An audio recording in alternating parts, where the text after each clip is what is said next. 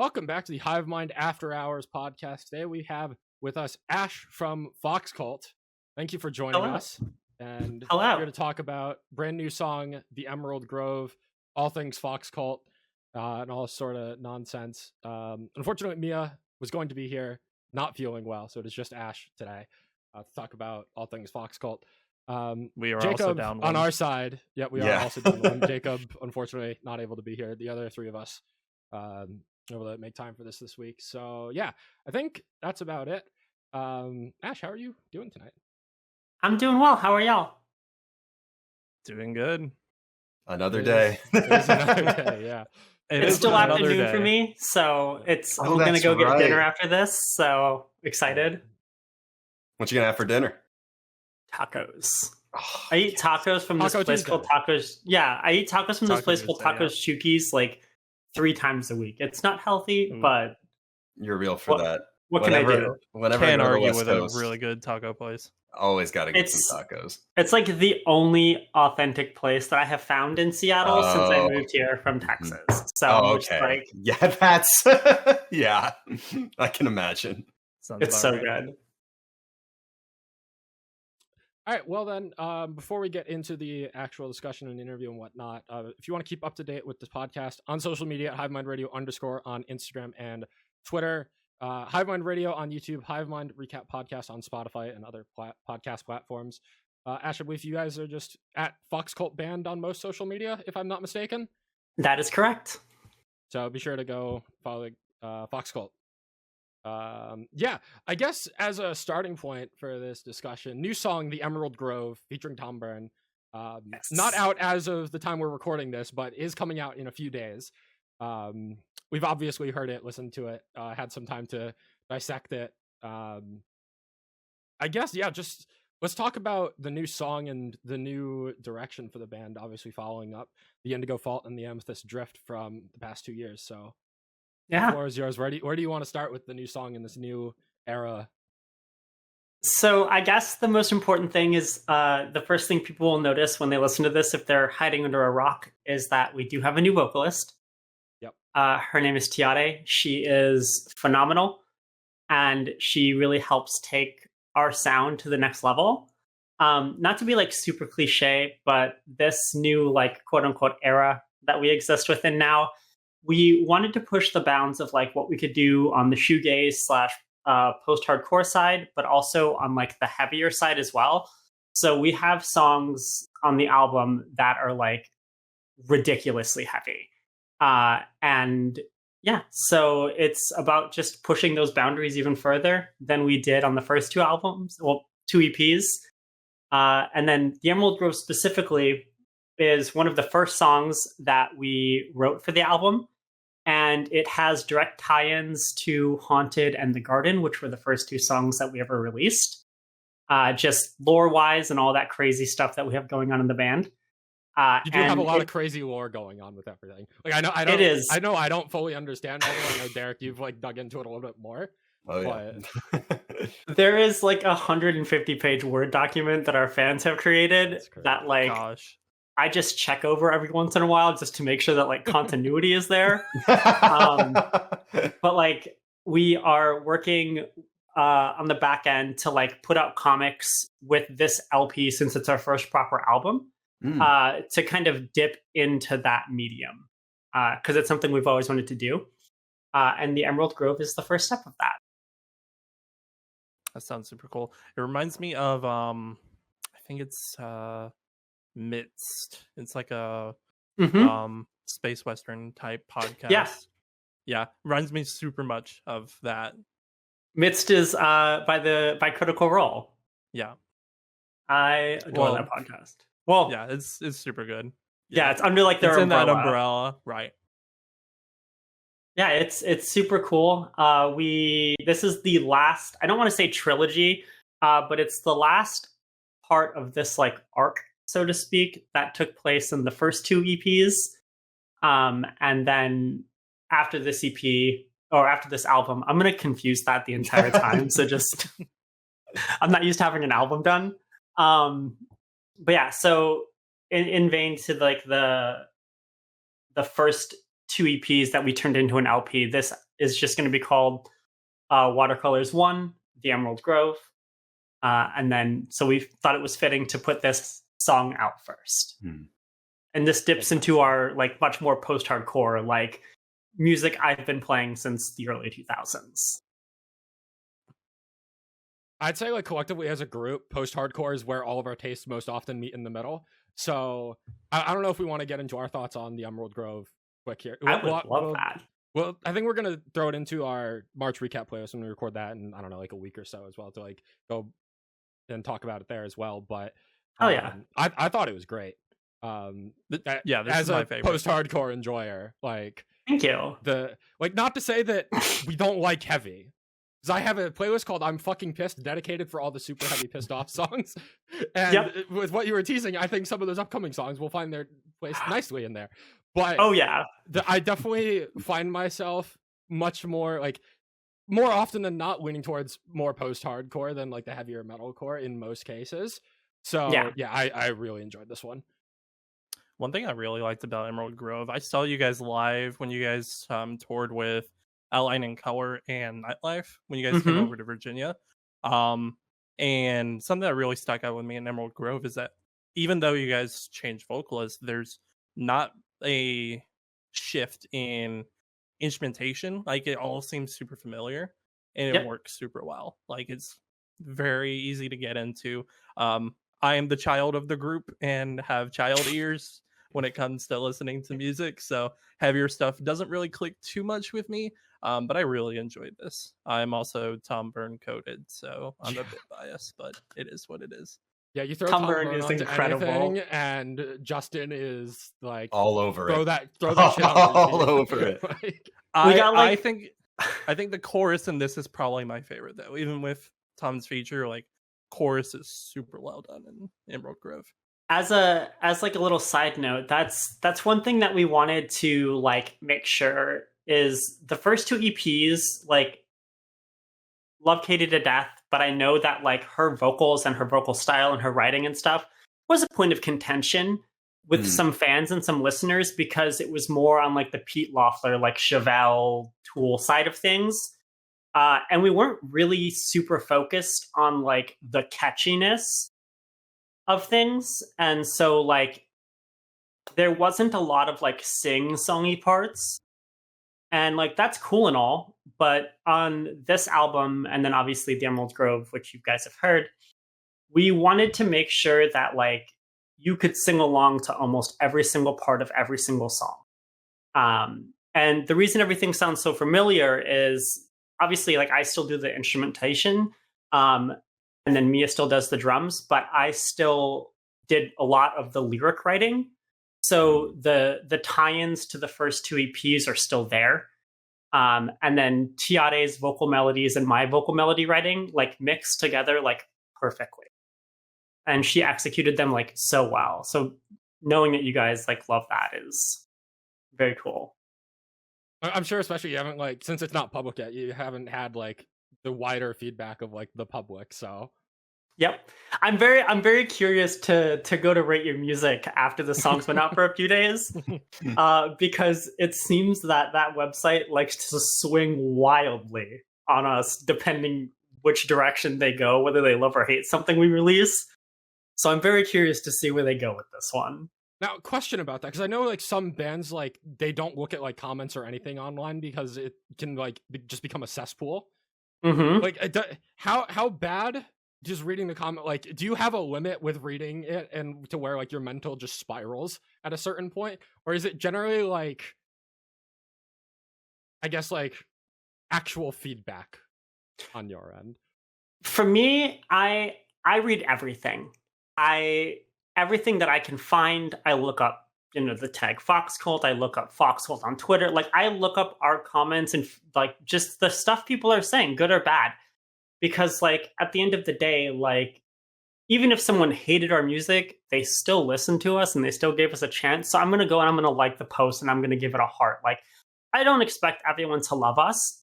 And in that same regard, like, I'm not going to change the music I've been writing for the past 20 years. Like, you could hate my band all fucking day. I'm going to write the same riffs that I've been writing. Like, that's not going to change.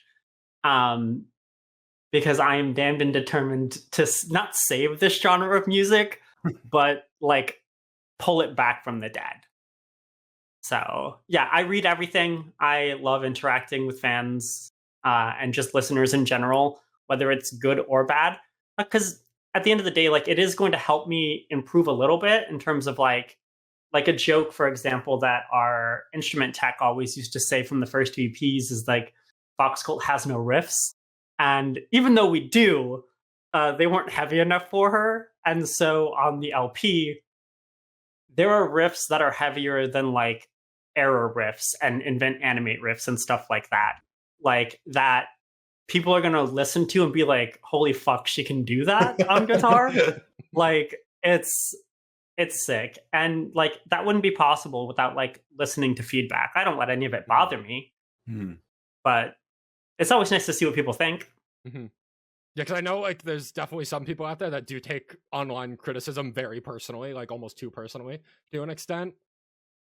So we're all trans. People talk shit to us constantly. Fair. It's never gonna end. You're battle hardened at this it. point to it. Yeah, exactly. Like we're so used to it that it doesn't bother us. Yeah. Well, that's good to hear.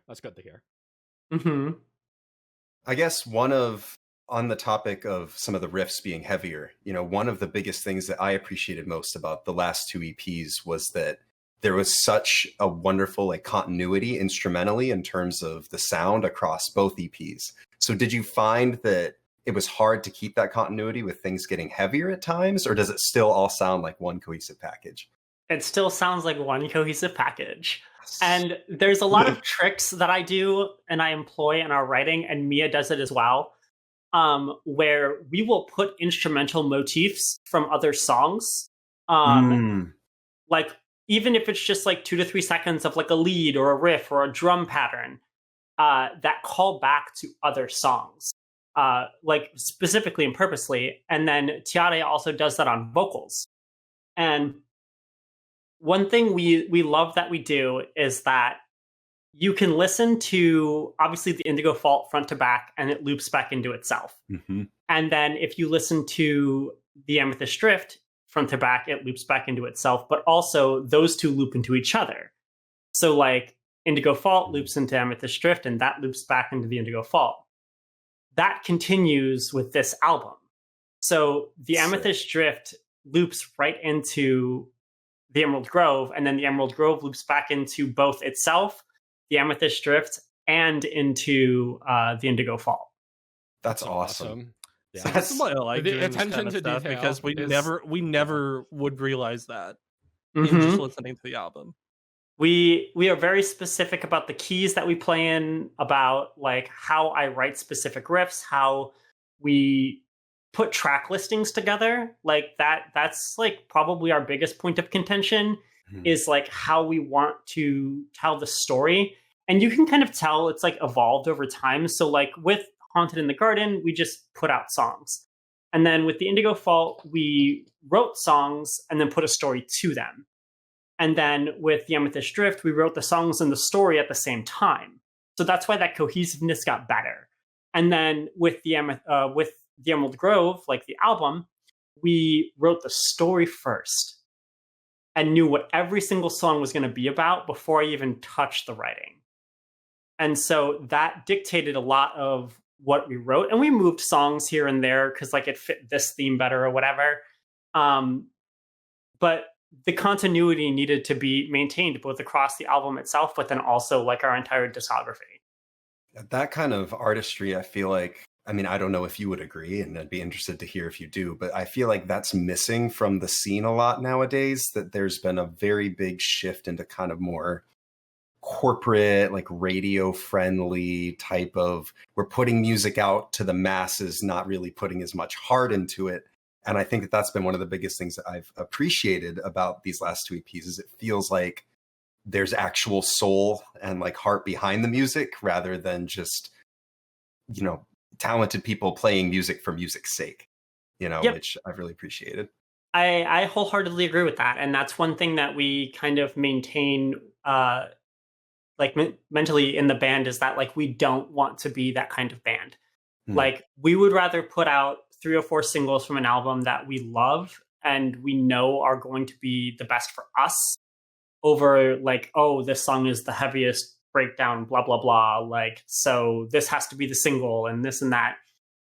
And we also specifically signed with Adventure Cat because they let us do what we want to do. Because like while FOXCULT like releases albums and stuff, like we are a band, obviously, but like both the band, the music we're writing is part of a greater like IP where like we from the beginning have wanted to do comics. We're going to be doing like we have characters and everything.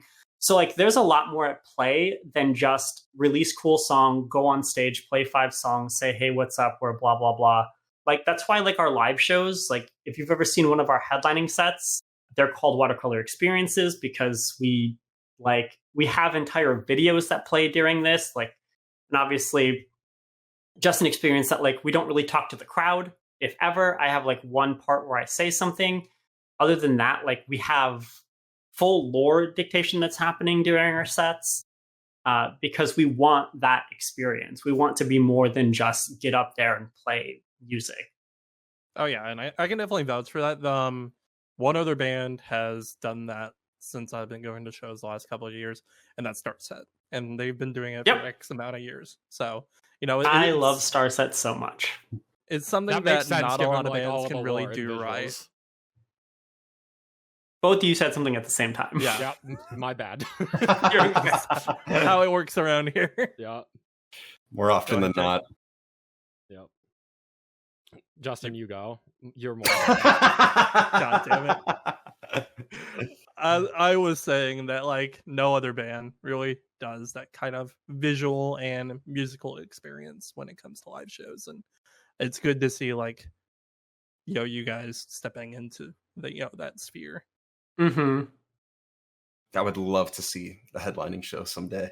Nobody ever comes to Richmond, Virginia, so although I was there a show where y'all were supporting? Was that just the was it Virginia Beach, Justin, that you saw? Okay. Come north. We're trying.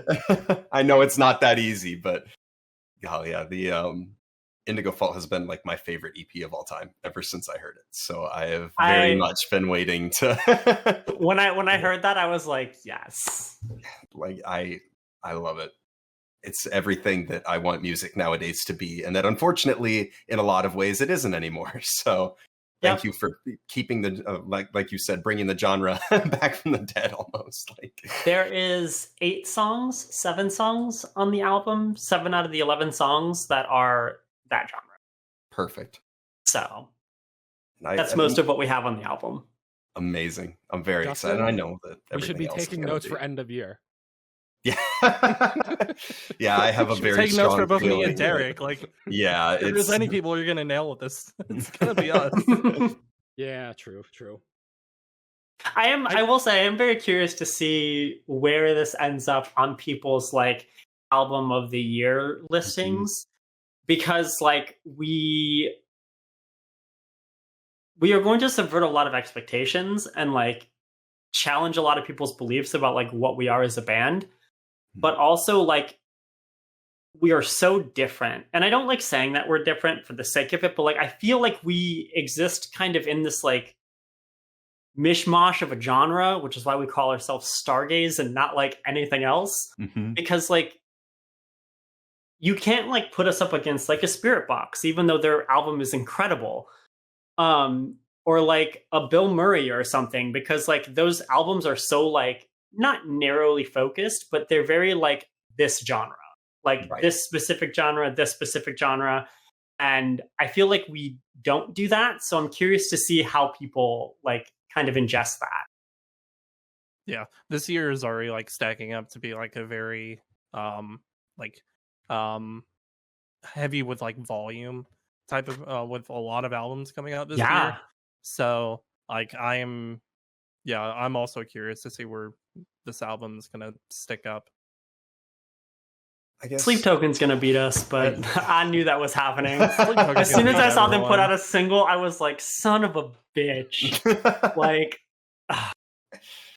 I mean, it's Sleep Token. At some point, it's like, all right, like it's inevitable. Yeah. I still need to be convinced on Sweep Token. I'm still very hit or miss on them. So So It's if not you a lot enjoy for me. lore, continuity, Mhm. and all the things you like about us, Yeah. Sleep Token does it too. Yep, that I'm fully aware of that. I've seen these people ramble to me, and I just sit there and bask in all of the stories about You've how seen incredible the Sweep Jacob Token lore is. And Okay, how about and this? How about let me and then I let me listened to convince Take you Me with Back this. to Eden, and then I listened to Take Me Back to Eden. I'm like, there's a couple of okay songs on here.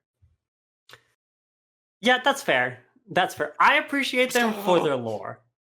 Yeah, no, I respect the hell out of the lore that they have going on, even though I don't understand it. But it's like there is no one doing it like them. So Yep. like even if I don't love the sound, like I absolutely have to respect what they're doing and like how they're pushing the boundaries of the genre and what a band in this sort of sound can do. Agreed. Heavily agreed. While we're talking about while we're talking about live shows, you guys had a recent show in Seattle, the headlining show. Mhm. Tell us a little bit about that. Like, how did it go? Because I know it's been a little bit since you guys have been playing live. It was incredible. Nearly sold out, like normal with our headline shows here. And it's always great because it's just a bunch of queer people most of the time, like queer trans people, and people fly in from all over the country. Like we had people from St. Louis, from Florida, like we had some people from Chicago. Like it's crazy the lengths that people will fly just to come watch our headlining shows.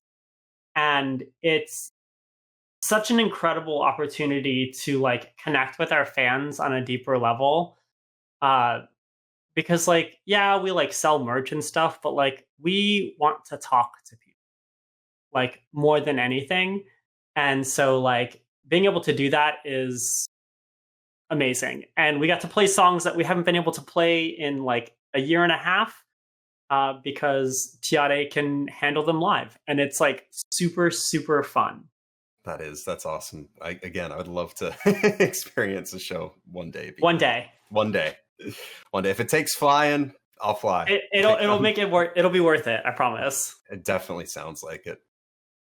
I guess sort of in that same vein, talking about like how a bunch of your fans are queer and are coming out to this, like in terms of, because I know that as much as it wants to be sometimes or doesn't want to be, the metal community isn't always, or sections of the metal community aren't always the most welcoming, which I'm sure you can probably attest to way more than any of us could.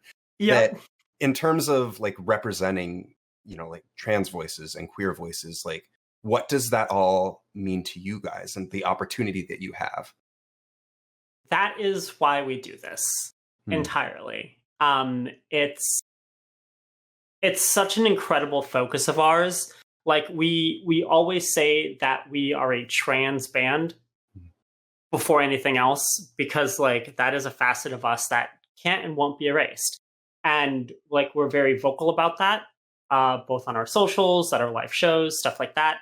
And so we had to make sure that like one, our label was okay with us being super vocal about it, because we didn't want to get backed into this like corner where we're like kind of placated as this like token band where like, right, oh, look at this new hardcore band or heavy metal band or whatever, and they just happen to be trans. Like, no, we are a trans band that plays this kind of music.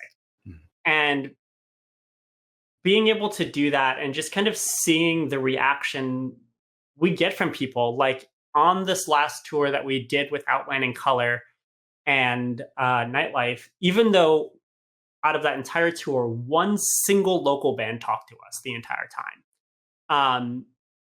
All of the fans that came and talked to us, either telling us that like it's amazing to see like trans women doing this because it gave them the confidence just to even come out to the show. But then the amount of people that we've had like message us or DM us and be like, hey, your music gave us the confidence to like transition or come out or whatever it may be, like that's incredible. And like that is a feeling that will never be surpassed. We could be the biggest band in the world, But if we lost that connection with people, like why are we doing this? So like we work really hard to like maintain that. And being able to be a voice for that is just like I can't say like thank you enough to the people who let us be that voice for them. So was that something that has always been a goal for you as a musician, or is that something that came about as a result of FOXCULT coming to be? So both, kind of. So obviously I was in three bands prior to this, one being Strangers to Wolves, one being the Alchemy Index. Both of those bands actually unironically have two songs that like they each have one song that never got released to the public. That was about me wanting to come out and not being able to. And so and obviously back in like 2014, 2015, not a fucking chance. Yeah. Like I'd have been ostracized and this left and right. And so when I went through my transition and I was like, okay, I finally like I'm in a place now where I love myself, so I'm going to start playing music again. That was the goal from number one, like from the get. I was like damned and determined to do this with all trans people if I could. Then obviously like we lost Katie, and her replacement Tiare is not trans, but they're gender nonconforming. And so like all of our crew is trans. The people we work with are queer. We don't like, we do that intentionally because we have a platform and we want to be able to like continue showing off people that do incredible work and like might not get the chance otherwise. Like all of the bands we play with on our headlining shows are always all queer or all trans or have like mostly queer people in their band. Because we want to give back to the people who have given us so much so far. Yeah, I think it's awesome that you guys are able to like create a safe space in this genre that is like, as we mentioned, like not always the most welcoming to this sort of thing. So like, before discovering you guys, like I can't say I knew a single other band that was like fully trans. Yep. So like I don't know like where trans people would find like a safe space in the genre that like they really could feel like there was nothing to worry. Like I'm sure there are plenty of bands out there that are like open arms to trans people and welcoming to them, but it's different when the band that is performing is also like trans. Exactly. You can like there's a different level of connection there. And bear in mind, I'm a straight white dude. I don't know if I have the platform to be speaking on this sort of thing, but like just speaking like as a bit of an outsider, like objectively, I think it's awesome to see what you guys are doing for the space. And like you're right. Like it's kind of crazy to see because like I don't want to say I've been around in the scene for a long time, but I have, unfortunately. And like we still deal with issues. Like we don't get tour offers or we get passed over on tour offers, because we're trans and stuff like that. And like it's gonna happen. And so like we've always been of the mentality that like gets so big and makes so much noise that we can't be ignored. But like just us existing and us being so prominent, like I won't name names, but there are other people in bigger bands, like much, much bigger bands who have come out and been like more confident in their like in themselves and have started like actually like not being accepting, but like showing themselves off as like being queer and stuff like that. And I don't feel like that would have happened otherwise. Oh, that's incredible to see that impact, I guess, and spreading across the scene. To that same effect, are there any other, queer trans bands or artists that you want to highlight personally in the scene? Oh gosh, I was not prepared for this. Surprise. Nightlife, obviously. Outline and Color, obviously. That tour was fantastic because all of the vocalists were non-binary or trans to some extent, which doesn't really ever happen. And then really just bands like them. Like I'm blanking because I knew this was going to happen. Cartographer. Our Tiare's partner is the vocalist of Cartographer. That's awesome. Yeah.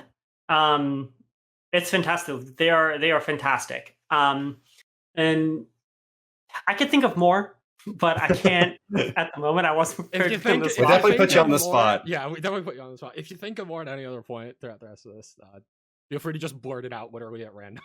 Okay, perfect. I guess segueing off of that, talking about other queer bands and trans bands and stuff like that. What have you been personally listening to lately? Oh, let me go to my Spotify. Yeah. Because our big shtick is doing the whole monthly recap thing. So we like to ask any of the bands that we interview, like, what music have you been listening to? Like, what would be, if you were a part of our monthly recap, what would you be bringing to the recap? So, and this might come as a surprise to some people, but people who know me, it's not. I don't really listen to this genre of music much anymore. Outside of like throwing on a playlist of like recently released music and stuff like that. So a lot of the stuff that I listen to is like Monrovia, Jordan Moyes, One OK Rock is fantastic. They just put out a new album. I listen to a lot of like Joan, Japanese Breakfast. She just put out an album. I listen to a lot of country. So like Thomas Rhett. Valid. Like that impacts a lot of my guitar leads, but that's the kind of stuff that I listen to. That is, I would say listen to the new Japanese Breakfast album. Incredible. I did not know that there was a new album. I need to add that to my listen later playlist. Also, Jake, my keyboard definitely just came through, so Yep, it's going to come through one more time while I add this to my listen later playlist. I guess circling back to the album a little bit, so we can talk more about that. What would you say you're most proud of now that the album is done, or being close to done, I would assume? I would say the far-reaching impact this album is going to have, because of the features that we have on it, and the direction that we went. So like this, like, I'm not sure when this is going to come out, but I can talk about it still. So obviously we have Tom Byrne from Galleons. We also have Abel from Big Ash Truck on one of our songs. Ooh. And then we have Dylan from Nerve on one of our songs as well. Let's go. Guys at Nerve. Love them so much. And just like cementing, I think I'm proud of the fact that I know for certain that this album is going to help revitalize this genre of music. Just from the feedback we've gotten from the people who have done features. And then other people who might not have done features, but have listened to the album already. And just like the resounding, like, great things that we've heard from them. So I'm very, very proud of that. And knowing that we did this in this apartment, like, as 4 trans women, busting our asses with no handouts, no anything like that. Like, this album was almost entirely DIY. Like that, I'm very, very like proud of that. And you should be, reasonably, I think. Absolutely. Like I've never tried to make music, so I don't know if I'm justified in saying this, but I have to imagine it is a lot harder than people might think to make an album. So like doing it all DIY in this day and age when there are so many like big name producers that are working on all the big records and stuff like that, like being able to make something DIY that stands toe to toe, like, is very impressive. Oh, I guess the one thing I'm most proud of though is we write our own fucking music. And we will never have anyone write our music for us. Like, fuck all that noise. Damn straight. And there are so many bands that don't do that, and it's a little disappointing. But I digress. Well, that's the problem, is they all end up sounding the same. I know. Yep. Wage War, Memphis May Fire. They a lot of collaboration for better or for worse. I'll die on that horse and that hill any day of the week. I wholeheartily agree with you. Like it's so boring, and it's just like, come on. Thank you. Thank you so much. I get a lot of pushback from, I guess he's above me on my screen, but Jake here is our resident Memphis May Fire enjoyer. So listen, I liked Memphis May Fire when Sleepwalking was a thing, when they were like Southern metalcore, because it was like them, and Fear and Faith had the whole like pirate thing going on. Oh yeah, when it was like actually interesting. And now like they have the Memphis May Fire riff, and that's like, I cannot deny that. Every song. And now bands like Wage War, they have the Wage War riff, and it's just like, how do you not get bored of putting out the same exact song? Like, it's crazy. Yeah, I get along great. The more songs that Memphis have dropped for this upcoming album, it comes out this week. So I'll be. Oh, you mean the one where they released 8 singles of the 10 songs on the album? Yeah. Oh my Lord, if I speak. So I still love Remade in Misery. That album from, what was it, 2022? I still love that album. But this new album that's I've basically heard everything off of at this point, I'm starting to think that Remade in Misery might have just been lightning in a bottle. And I think, Derek, you were the one to say that when we like talked about it 2 years ago.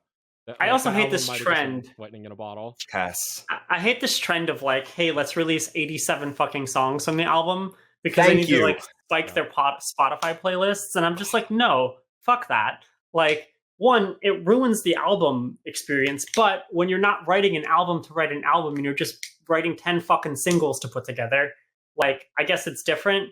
But like, that's why I love Spirit Box. Spirit Box was like, we're releasing 3, fuck you guys. Yep. Like, and the label like tried to release a 4th one, and they were like, hey, what the fuck are you doing? Right. And like, there's a reason, because the concept behind Tsunami Sea is like incredible. And so it's just like to your point earlier, I miss when people made music to make music and to tell stories and not to just fucking regurgitate shitty riffs. But Absolutely. To an extent, I have to respect people playing the game of like, if you want to make money, you kind of have to. Yeah, like, but I disagree though. But, yeah, because Sleep Token is the biggest band in the world. Sweet Token and Bad Omens only, like, the Death of Peace of Mind, I think there was 5 singles for that, and that's a 15 song. I was like, you don't have to. Yeah, but I guess if you are really doing it like for money, but you're not doing it for the music at that point. That's true. Yeah, I guess sort of.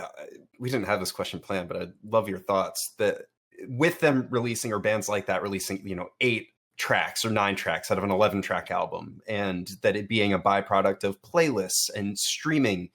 I know that Spotify and different streaming services, like, it offers a decent amount of exposure through certain playlists, but like, I often am feeling the sentiment that streaming services may have ruined like albums, or like, directly impacted kind of in a negative way music. And I would be interested to hear your thoughts on what streaming services have done for music and the impact maybe that it's had for y'all. Yeah, I think that overall, the impact streaming has had for accessibility, incredible. Because people are able to hear music they've never been able to hear before. Just based on like algorithmic recommendations and stuff like that. What I dislike is the gamification that record labels specifically did. And like, I'll die on this hill. Throne. They are the worst offenders. Like, they have cool songs, but like, they admitted to just buying onto the Spotify algorithm, and it's just like, if that's all you have to do to get famous nowadays, like that's the problem. Yeah. And I think that if that wasn't a thing that you could do, and labels weren't able to gamify like the actual just release patterns, I don't think it would be a bad thing. I do think streaming has at the end of the day, probably negatively impacted music just in general. Because like CD sales aren't a thing anymore, and like they are, but shout out my CD very wall. rare. But I think that it's kind of like barely a net positive because of like accessibility. But then in kind of that same vein is like I don't really pay attention to the gamification of it, because my thing is like, yes, Memphis May Fire, Throne, they're fucking huge. But they're flash in the pan bands. 4 years from now, no one's going to give a fuck who Throne is. Like, one bit. But bands like Sleep Token, and I'm going to keep bringing it up because they've been around for like a decade, 4 years ago, they were playing to 75 people crowds. And now they're selling out arenas. Yep. And it's just like, and it's because they wrote music and released music in a way that they wanted to, that they connected with, and that had a profound impact on the listening experience. And they don't do TikTok content. They don't do this. They don't do that. They literally just make music. And I think it shows record labels and execs that like none of that shit matters. Like, yes, it's cool. Would I love for FOXCULT to be on 87 fucking playlists when a song gets released? Sure. But only because it lets us get on tours. Other than that, like, I am A-okay releasing 3, maybe 4 singles before an album comes out and letting the actual like listening experience of an album remain intact, because like that's why I release music.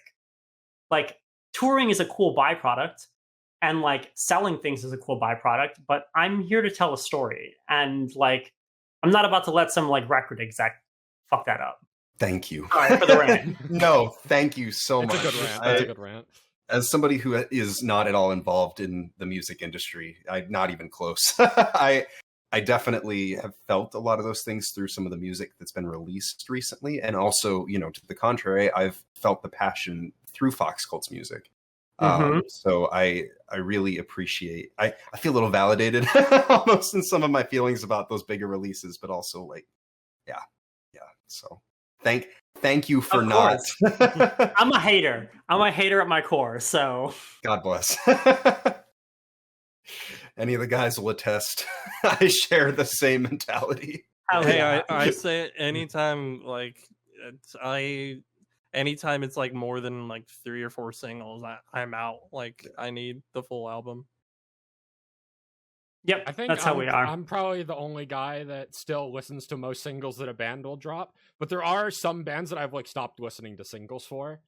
Like, I've sort of categorized in my brain of there are bands that will release 7 singles and it's not really going to affect my full album listening experience that much, and then there are other bands that will drop like more than half of the album as singles, and I am bored with every single one of them.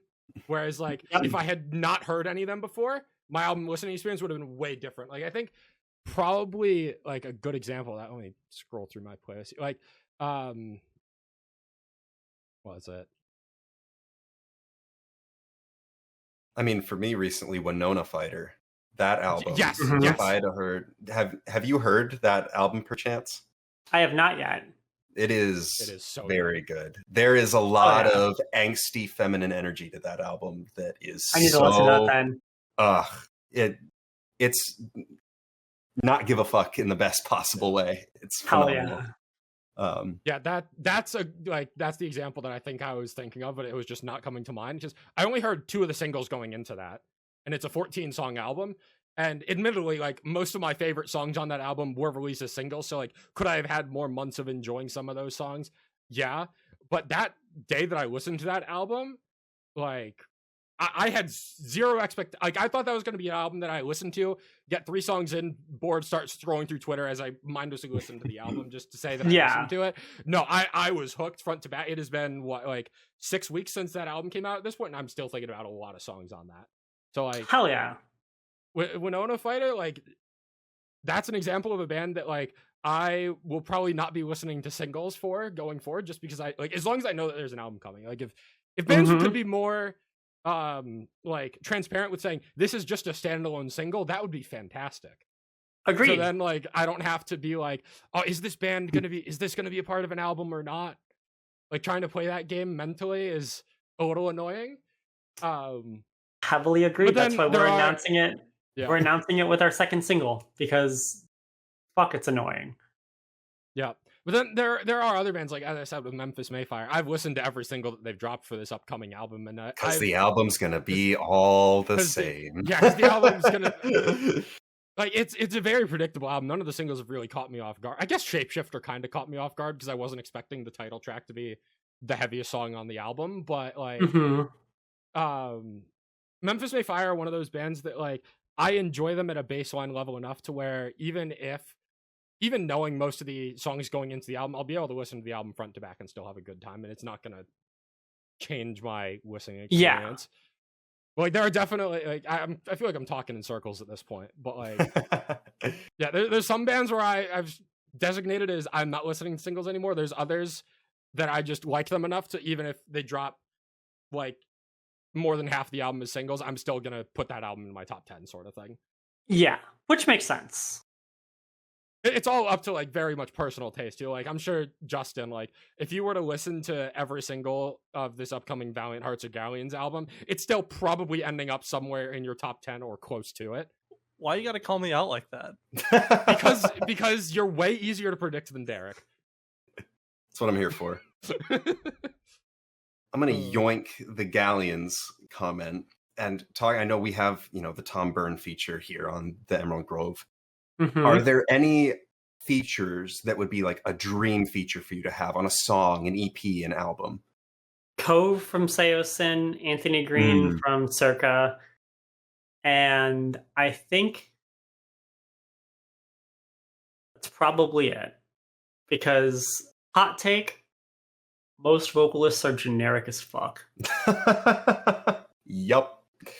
They might make good generic music, but it's it takes so much for like a vocalist to really like catch me, just because like I studied voice for such a long time that like hearing my thing is that like if you read a melody and that melody could be sung by literally any other vocalist in your genre, I don't fucking care, because you could literally put the vocalist of Memphis May Fire, or like you could put Matty Mullins and Wage War and the dude from Wage War and Memphis May Fire, and you wouldn't be able to tell the difference. But you put Matty Mullins and Amberlin, and you can certainly tell the difference because it's dog shit. Oh, God. Like, and so it's like I think, I rant again, but Anthony Green and Co Forever would be like top 10 for me, and Pete Loeffler from Chevelle, because that would be insane. I feel like those. Do you see those realistically as like accessible things that you would want to try and explore in the future, like as features? I mean, oh yeah, like I'm like I used to be closer friends with Bo from Seosin, but like where we talk, and like it's definitely not out of the realm of possibilities, just because of like how long I've been in the scene and how many people I know. Like I know so many people that know someone that I'm like 1 degree of separation from pretty much anyone I want, which is really, really nice. Well, that's awesome. I'll cross my fingers for you. Yeah. That'd be crazy.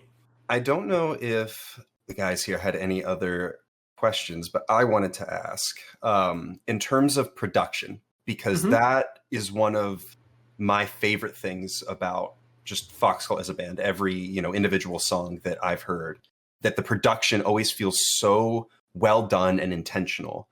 That is there something that you look for in the production aspect of it that is always like, oh, like I really want, like I need to nail this sound, or like this little aspect is really gonna bring the song together, or the EP as a whole? Yeah, so I have synesthesia, and so color is unbelievably important. And that's why everything flows so well within themselves. And when they connect, because like the Indigo Fault is like every single song has its own color, but overall they had a connecting color, which was purple, indigo. And then same with the Amethyst Drift. Every single song had its own color, but the overall connecting color was amethyst. And so when we put them together, the overarching color is what the vinyl is actually. Like that's the hex number, like the hex code for the combination of the two purples. Oh, that's awesome. I've got mine. I need to. So, yeah. And then obviously with the Emerald Grove, the color is emerald. And the 4 heavy songs, well, the 3 heavy songs lean more into like a burnt orange reddish. And you very much feel that when you listen to those songs. And then we have one song that's kind of like almost like a blackish purple. But that song specifically is a callback to the first 2 EPs. And we've been doing that from the start. So like Haunted is green and The Garden is lavender. And so it's all very interconnected color-wise, and that's what makes it feel connected from a production standpoint, because everything I do has to serve that like purpose. It affects songwriting, it affects song structure, because when I'm writing these songs and I'm adding layer upon layer upon layer, and even when it goes to vocal melodies, I'll have Tiare change a single note if it makes the color like shift ever so slightly away from like what it needs to be. And it's annoying, but it works. So. Oh, that's awesome. I can definitely feel that. I feel like, and I don't know if I have synesthesia, but it's like, I definitely feel that continuity and the colors, like the story conveys it. I don't quite know how to put it, but I think that's the aspect of, especially the Indigo Fault, that really like drove it up to the status of my favorite EP of all time. That there's so many layers to connect to and different aspects to engage with in any given song. It really is. It's a journey in and of itself. So that is why one of the things we talk about a lot, both in the lore and then just in the songs themselves, are the watercolors. And just to like touch on the lore a tiny bit, in universe, the people known as the painters, they're like celestial, they're divine celestial beings, and they're all like women. And so it's a matriarchal run like kind of society, and they're all blind. And the only way they're able to communicate and like see anything is through this thing called the watercolors. And it is essentially like seeing streams of color in like this black void. And so like that is intentionally done with the music. So I need to get caught up on the lore. It sounds like, because I've heard and found my own stories within pages. It. Yeah, right. The lore is crazy. Like the lore is and we're finally leaning into it, like our music videos that are coming out with the album. So like I'm so excited. So for me and anybody else who's interested in the lore, how do I go about obtaining this document? So we have a Discord. Okay. Like a fan Discord. And if you DM us on literally any of our socials, except for you guys, I can just send you the link. DM us on literally any of our socials, and we will send it to you. Perfect. Yeah, I definitely want to get caught up on the lore and then re-listen to the EPs. And yeah, and it's crazy because like this document, it goes through talking about, and this is something that a lot of people don't catch, is that all of our like teasers that we do, all of our releases, all of our like communications from like both the factions and whatever we do teaser wise on social media, it's all done based on like Mars time. So like the time that it is on Mars and how long it would take for things to get from Mars to Earth via like whether it's radio signal, like internet, whatever it might be. And all the colors and all the times and the dates, and it's crazy. Like even our releases, our song releases are based on the astronomical amount of units, like the astronomical units that it would take to get from one planet to the next. Like that's sick. That's cool. Mm-hmm. So for example, just to go on another tiny little rant. So Wormhole was the first single from the Amethyst Drift.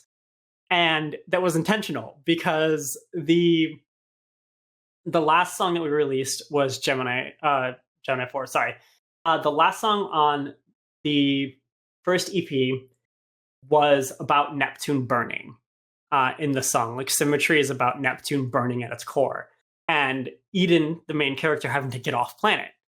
And we specifically timed the announcement of the very first teaser for the next EP and the release date of Wormhole based on how long it would take to get from the atmosphere of Neptune halfway to Uranus, because that's where the wormhole is.